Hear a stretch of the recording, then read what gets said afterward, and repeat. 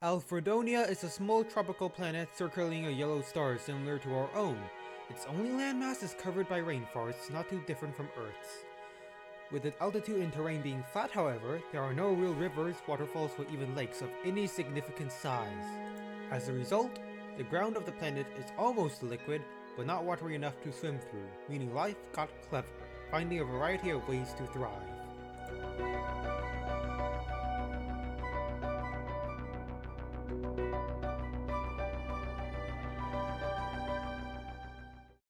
The most obvious forms of life on the surface are the towering trees. In order to increase stability, the roots of these plants are thick, with thin but long hairs covering the surface. Secondly, the trees have an increased metabolism, which allows them to grow at incredibly fast speeds, using large amounts of water as a result, causing the ground around these plants to dry enough to stand on, a fact that has not been lost by the animals of Alferdounua. Moving up to the wooded area, we see the flashes of balloon eyes. Due to the canopy blocking the light, these monkey-like animals have developed fire pouches in order to communicate, producing ignitable gas by working in tandem with microorganisms that slowly break down their plant-heavy diet into methane, allowing balloon eyes to create bursts of flame. Their language is similar to that of Morse code, having long flashes and short ones. As a result, the eyes of these beings are highly sensitive to the small differences between sparks. Despite the dangers associated with forest fires, the ambient humidity removes any risk from a stray ember catching fire. Societies of these beings revolve around a council of males and females that have produced the most offspring. At the end of the day, though, the only power they have is the right to raise others' children. While the balloon eyes play, a predator is on the prowl. A cruel hook leaps upon the family. As its name suggests, the animal has barbed talons at the end of each limb, allowing it greater mobility as well as catching prowess. The back legs act as propulsion, while the front ones act as stability. Lastly, the overarching arms reach forward to grab its prey. Hook limbs are thin, yet the predator is far from weak, with powerful core muscles with tendons capable of reeling in even fully grown eyes. Combined with sight far more capable than that of their prey, its targets have little chance. The sparks produced by the balloon eyes would be enough to frighten away Earth predators. However, Alferdounua has never had forest fires, and the thick skin of cruel hooks protects them from damage, meaning they lack this psychological fear. Leaving this grisly sight, we soon find peace again in the form of strange cooperative life with durable shells similar to that of a turtle. While they are nearly immobile, the organisms are partners with another. Living in symbiosis, chipmunks bring food and water to the hard-shelled Ginny, while the latter acts as a slow-moving, fortified home. A chipmunk family will do pretty much anything inside their partners, including reproduction, waste disposal, and even birth.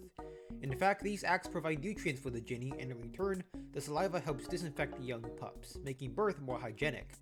When a chipmunk is alerted to a threat, it will create a high-pitched squeal, causing the entire pack to dart into the mouth of the hard shell, which will then close its teeth tight, the most energy it expends in its adult lifetime. When young, the Ginny are much more mobile and capable of fending for themselves. Often this is the time they reproduce. Due to the fleetingness of this period, most Ginny do not bother with mating rituals, having first come first serve for both sides of the arrangement. A strange tweeting can be heard.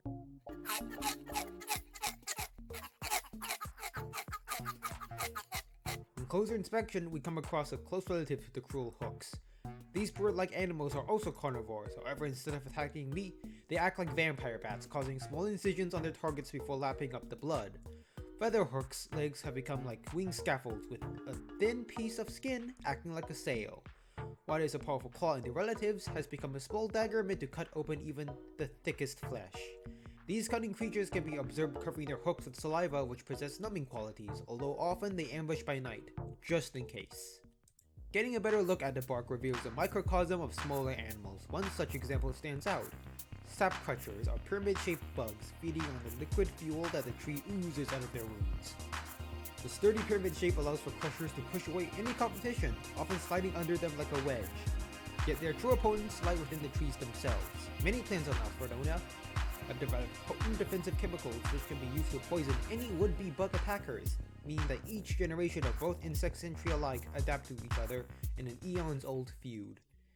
As we head down to the forest floor, bubbles emanate from where the drier area surrounding the tree touches the wetter earth. As we look closer, it becomes apparent that this is the doing of a small crab-like organism. Mud mites are the foundation of animal life on Alferdounua, acting as the main scavenger of fallen life forms, clearing the way for a healthier forest.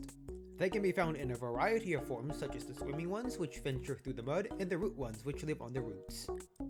Gliding through the canopy of Alferdounua are the free-natured and explorative gastro-leapers. Each one of these intelligent and resourceful beings has 3 legs ending in a surprisingly human hand, possessing multiple uses such as grabbing, propulsion, and stabilizing. The main body possesses gas bags which allow it to support its massive brain. Most of them will never venture below the canopy, spending most of the time pulling leaves to consume from their home. Birth is easier than it looks, as baby gastro-leapers instinctively hold onto their mothers. Alferdounua was quite a vibrant place, but it's not the only gem of the cosmos. Next time we will explore a world at its polar opposite, yet just as amazing.